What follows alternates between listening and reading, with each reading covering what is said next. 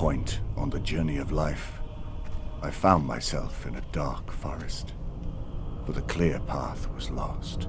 The game starts on the surface, which is how the poem starts. You know, you're sort of leaping into hell. When you jump through that door to follow the devil and your fiance's soul down into the depths of hell, that's the moment where our Alice jumps through the rabbit hole. Whoa, this is unlike anything on Earth, right? It's hell.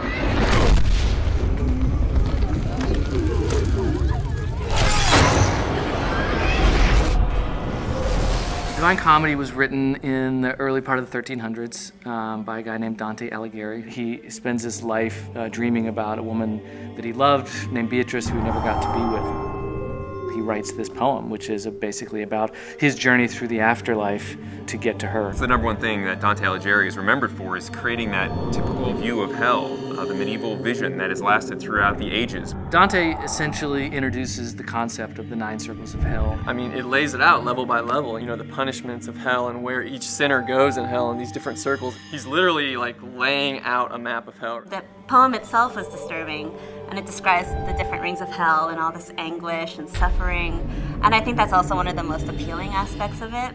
I read the poem and thought right away, like, that's a video game. We can make a video game out of that. Go to hell, that's our game. It's simple and it's to the point. Face the ultimate boss, which is Lucifer himself. Once you hear the pitch about what the fiction's going to be, it just instantly makes sense. One of the most important things for us was to literally follow the map of hell that Dante wrote so clearly in the poem. We're not going to create a circle called jealousy or shoplifting, yeah? We're going to go with the circles that are actually in the poem.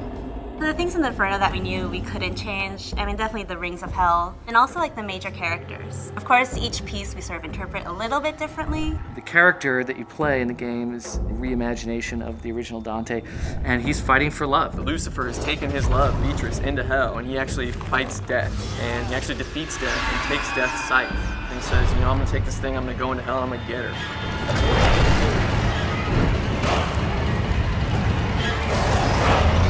Facing some of the most insane monsters that hell has to throw at him. He's got to be kind of an over-the-top action hero.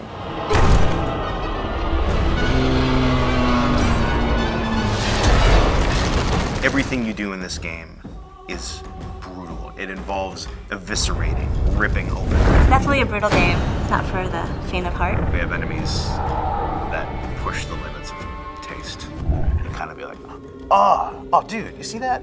I want that. I want that moment, and we're working our butts off to deliver that. The first thing you hear when you come into Limbo for the first time is screaming. Right away, he sees like shades falling, screaming, you know, as they fall in, they're screaming, you know. From moment one, you know you're in hell.